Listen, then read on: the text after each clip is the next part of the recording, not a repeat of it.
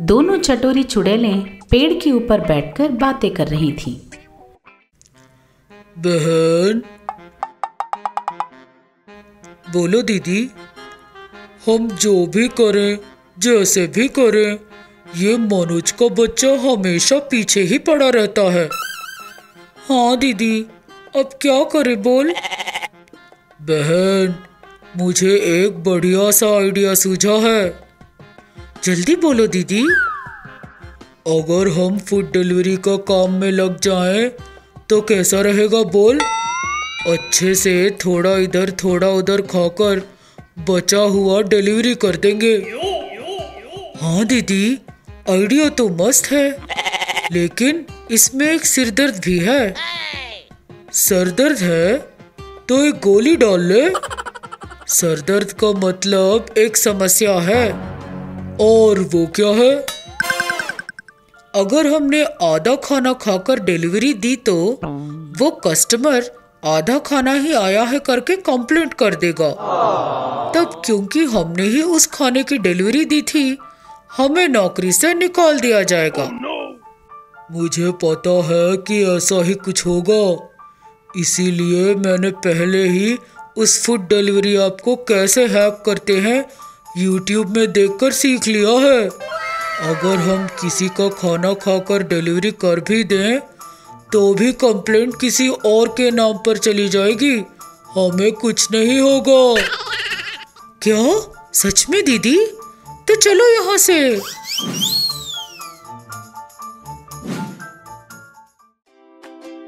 दोनों tomato delivery office पहुंच गईं। वहां अर्जुन नाम का आदमी इनका इंटरव्यू कर रहा था। नमस्ते सर, हमें नौकरी चाहिए सर। तुम्हारे पास बाइक है? हमें बाइक की क्या जरूरत, हवा में उड़ते हुए जाकर डिलीवरी कर देंगी। हाँ सर, आपको पेट्रोल के पैसे भी बच जाएंगे। ठीक है, कल से काम पर आ जाना।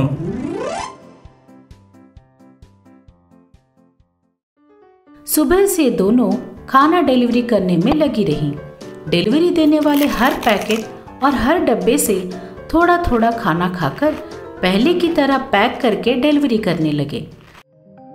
दिन बीतते गए। अर्जुन को हर दिन अलग अलग एजेंट्स पर कंप्लेंट्स आने लगी।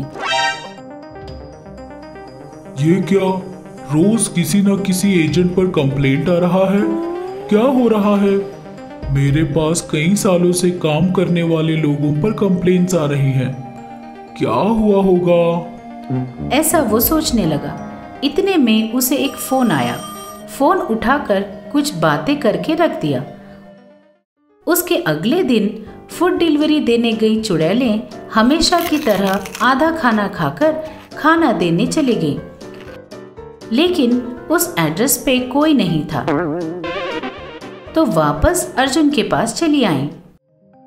सर, उस एड्रेस पे कोई नहीं था। दीदी, मुझे उल्टी आ रही है। ओए माँ।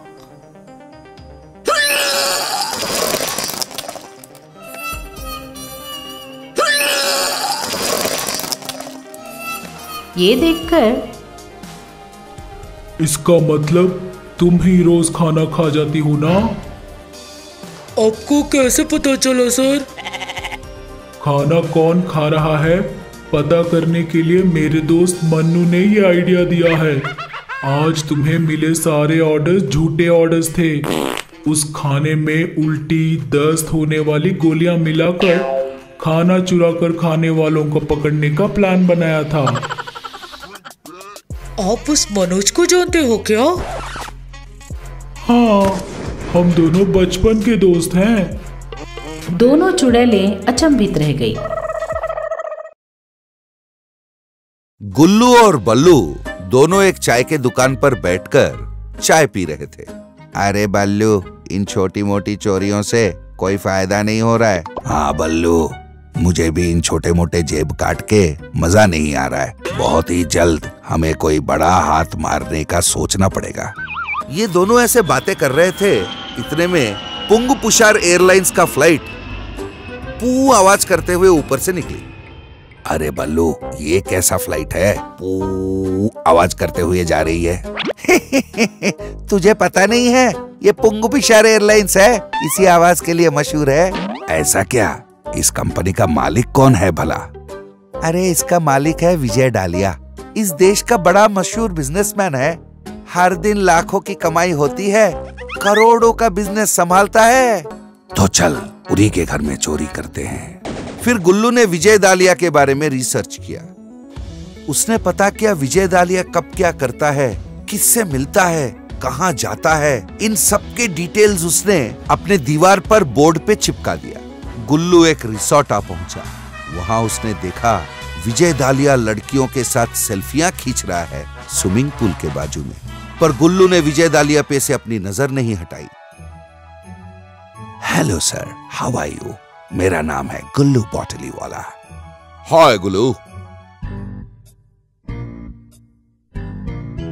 डालिया के गले से लटकते हुए सोने के चेन को गुल्लू ने मार लिया।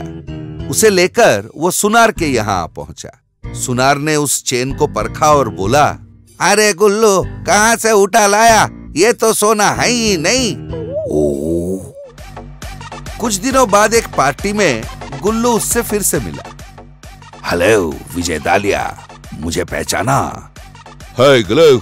दोनों जोर से हंसे। गुल्लू ने मौका देखा और डालिया का पर्स चुरा लिया। फिर छुप के पर्स खोल के देखा तो उसमें कार्ड्स के अलावा उसे 1 रुपया भी नहीं मिला। अरे गुल्लू, तेरा दिमाग ठिकाने तो है ही नहीं।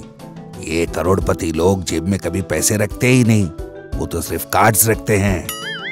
वो कार्ड्स देखकर बड़ा खुश हो गया। फिर उसने दम लगाकर शॉपिंग की। जब उसने पैसे भरने चाहे, सर आपका कार्ड काम नहीं कर रहा है। ऐसा क्या? ये लो, ये कार्ड ट्राई करो। सर, ये कार्ड भी काम नहीं कर रहा। दुकानदार ने जैसे ही ये कहा, गुल्लू कपड़े उठाया और भागा वहां से। जान बची तो लाखों पाए। अरे ये कैसा इंसान है, एक भी कार्ड काम नहीं कर रहा है। एक हफ्ते बाद एक दिन विजय दालिया वॉशरूम गया। विजय दालिया के जाते ही गुल्लू ने उसका सूटकेस खोल के देखा। वो नकली नोटों से भरा था। तुरंत उसने सूटकेस बंद कर दिया। इतने में विजय दालिया वापस लौट आया।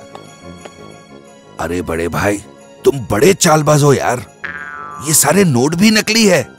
तुम्हारा चेन मैंने चुराया, वो नकली सोना था। तुम्हारा पर्स ले गया, उसमें रखा एक कार्ड भी काम नहीं किया। अरे भाई।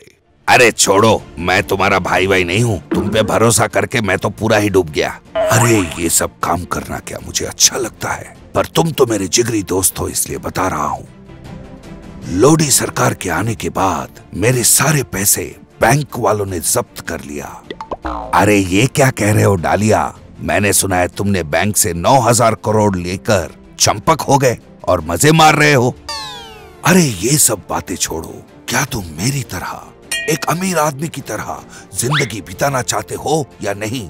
बताओ। हाँ, बिताना चाहता तो हूँ। तो अगर मेरे पैसे बाहर आ जाएंगे 50-50। 50-50? सच बोल रहे हो? हाँ, पर 10 लाख चाहिए भाई। मगर ये तुमसे होने वाला नहीं है, भूल जाओ। अरे बड़े भाई, 10,000 लाना तो मेरी बाई हाथ का खेल है, पर ये 10 लाख का करोगे क्या तुम? अरे छोड़े भाई, पैसे बाहर लाने के लिए घूस देना पड़ेगा ना। फिर तो तुम यहीं बैठो।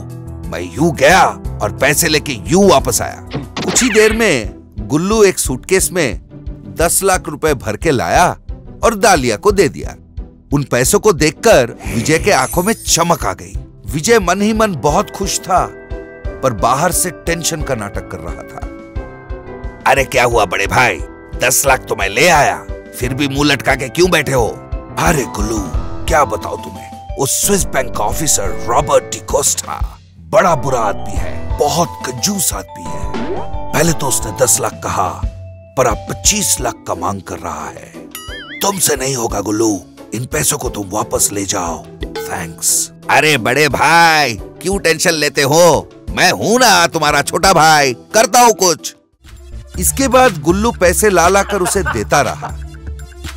इधर अखबारों में लिखा जा रहा था कि दिन ब दिन चोरियां बढ़ते जा रही है। चलो गुल्लू, अब अच्छे दिन आ गए हैं। कल से तुम्हारी किस्मत बदलने वाली है। चैन आई मेरे दिल को दुआ कीजिए। गुल्लू बड़े आराम से घर पर बैठकर टीवी देख रहा था। चैनल बदलते बदलते उसने ब्रेकिंग न्यूज देखा। आज विजय दालिया ने 9,000 करोड़ लोन लेकर अपने पुंग पुषार विमान में देश छोड़कर फरार हो गया। अरे ये तो डालिया है, अकेला अकेला कहां भाग रहा है? अरे डालिया भाई, अकेले अकेले कहां जा रहे हो? ओह बाय बाय गुल्लू। करके उड़ गया। इतने में दरवाजे खुल गए, पुलिस अंदर आए और ऐसे ही कई सारे रोमांचक कहानियों के साथ हम फिर मिलेंगे।